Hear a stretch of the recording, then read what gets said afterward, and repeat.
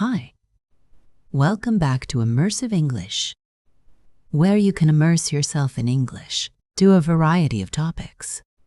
Today's episode, we're going to talk about how to talk about yourself.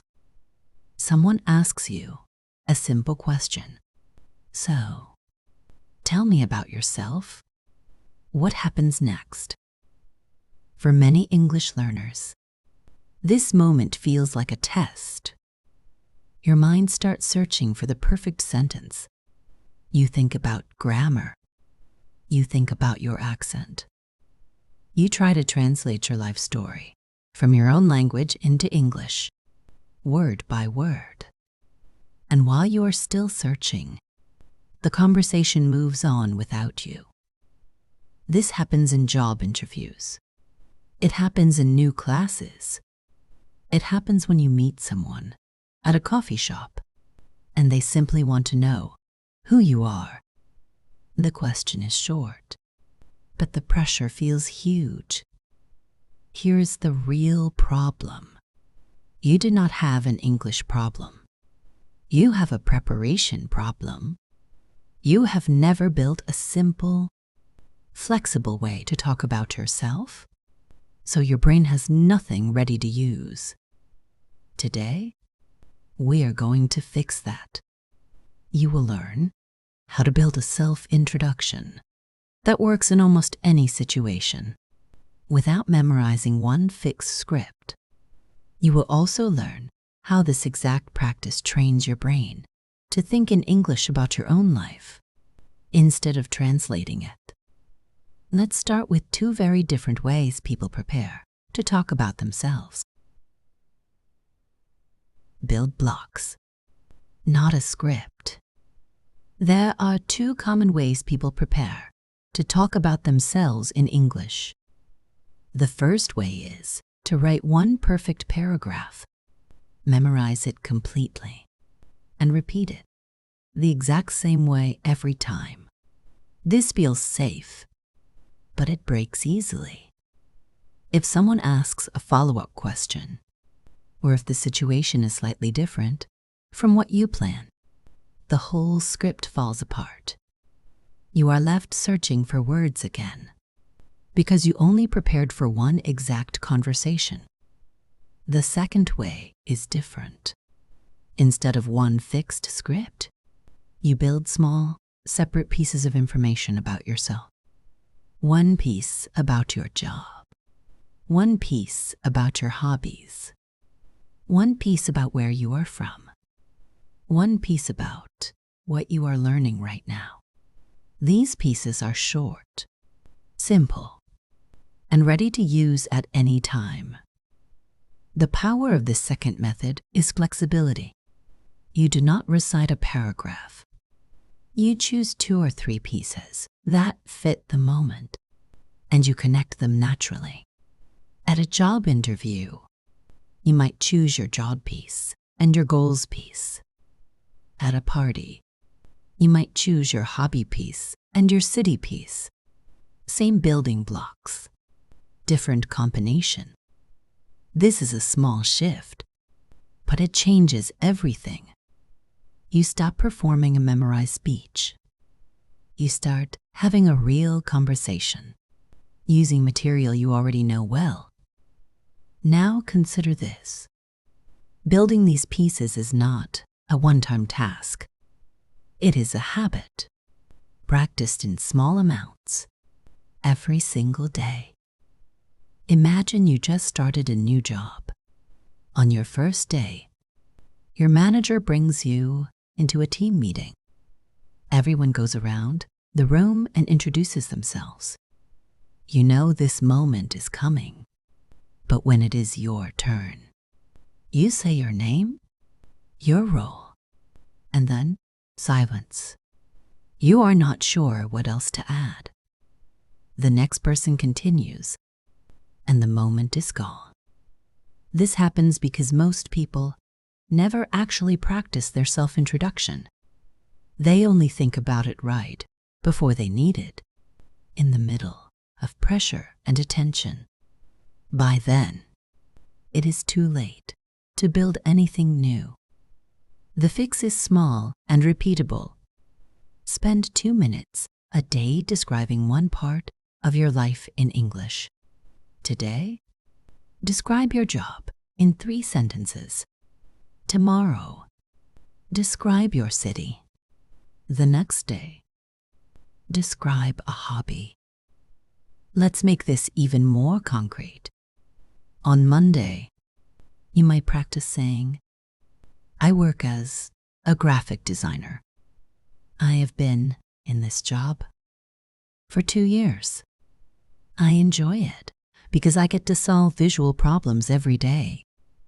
That is your job piece. Ready. On Tuesday, you build your city piece.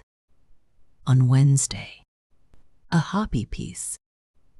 Each piece takes almost no time to build, but after 2 or 3 weeks, you have a full set of ready answers covering your work, your interests, your background, and your goals. This is the 1% rule in action. You are not trying to build a perfect introduction in one sitting. You are adding one small, clear piece almost every day. By the time someone asks, tell me about yourself, you are not building an answer from nothing. You are simply choosing from pieces you already practiced. The new employee, in our example, could have avoided that silent moment with just 10 minutes of practice, spread across 1 week before starting the job. Why your mind goes blank. You know more English than you think. So what do your mind go blank the moment someone asks about you? It usually is not a vocabulary problem. It is a pressure problem. The moment someone looks at you and waits for an answer, your brain switches into perfect mode. You start searching for the ideal sentence, the correct grammar, the right word order.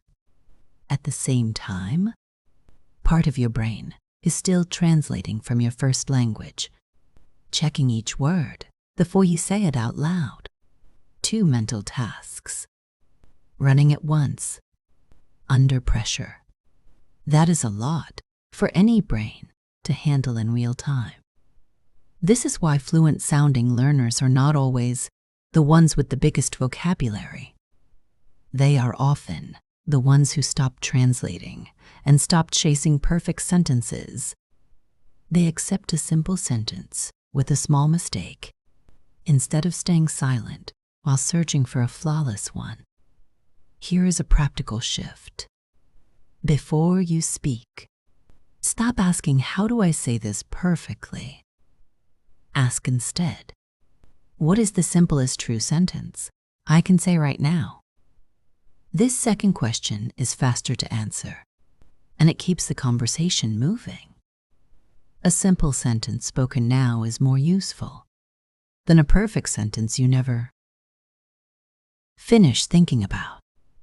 There is something else worth exploring here. This same pressure often comes from ego, not from lack of skill. You may worry about sounding basic or making a mistake in front of others. But a short pause and a simple sentence is not a failure. It is normal, natural conversation, even for native speakers. Notice how the people who introduce themselves most comfortably are rarely the ones with perfect grammar.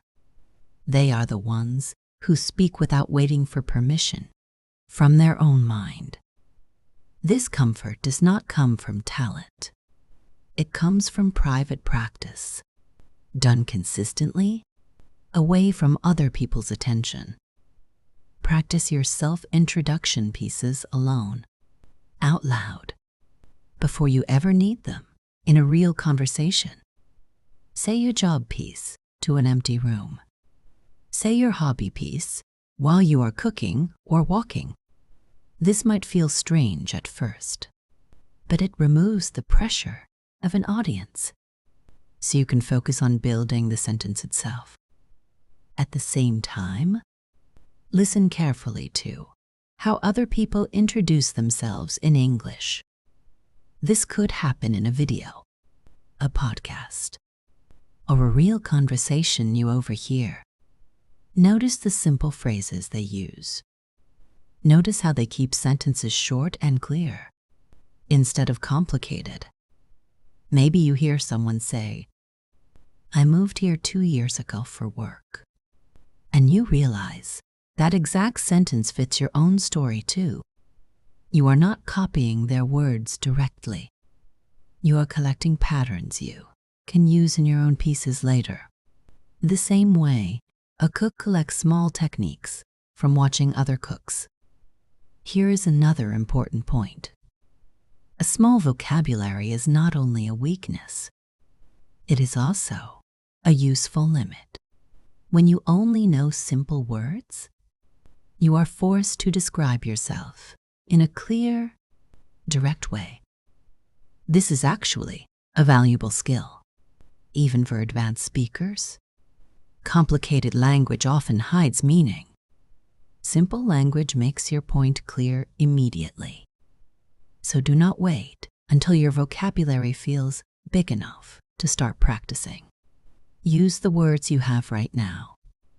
Build clear, simple pieces today, and let your vocabulary grow around them over time. Speak before you feel ready. Here is a fact worth remembering. You will never feel completely ready to talk about yourself in English. There will always be a piece missing, a word you are not sure about, a sentence you wish sounded better. If you wait for that feeling of readiness, you will wait a very long time.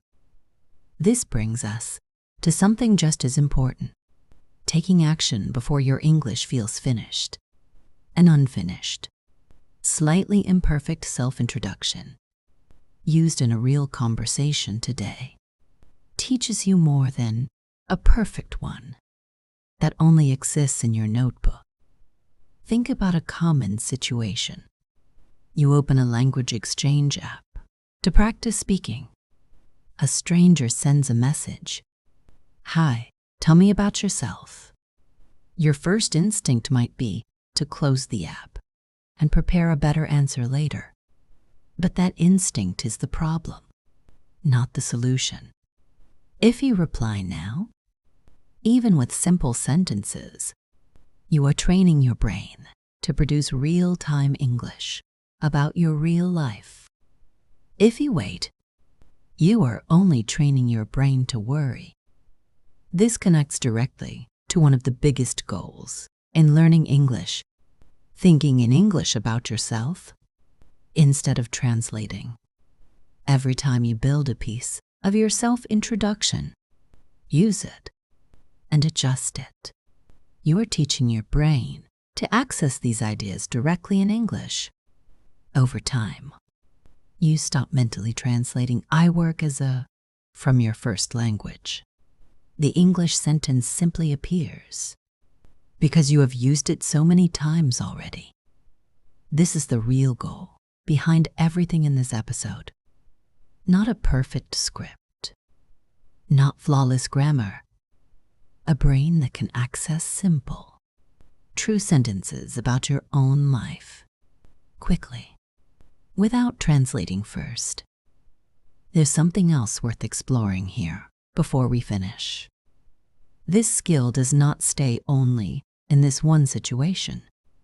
Once you can talk about your job, your hobbies, and your goals with ease, you can apply the same building block method to any topic in English.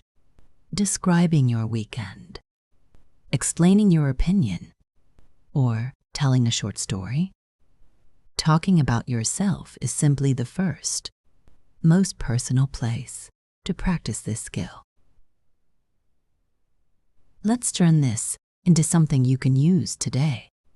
Try what we can call the pause rule. The next time someone asks about you and your mind goes blank, do not panic and do not switch to your first language. Instead, Pause for 1 second and ask yourself the simple question from earlier. What is the simplest true sentence I can say right now? Say that sentence. Then add one more piece, if you can. Even 3 short sentences, spoken with a small pause in between, sound far more natural than silence followed by a long, perfect paragraph. You can also try this short reflection, 3 questions, right after any conversation about yourself. First, which piece of information did I use easily?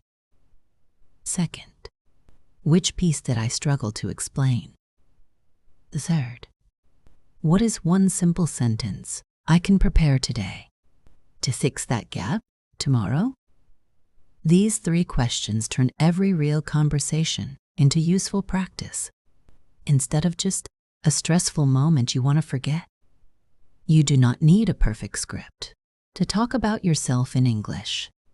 You need a few honest, simple pieces, practiced often, and the willingness to use them before they feel ready. Start today. Build one piece. Use it in your next conversation, even if it feels small. If this episode helped you, give it a like, share it with another learner, and subscribe for more practical English lessons. Let me know in the comments which piece of your self-introduction you are going to practice first. Thank you for watching. See you in the next video.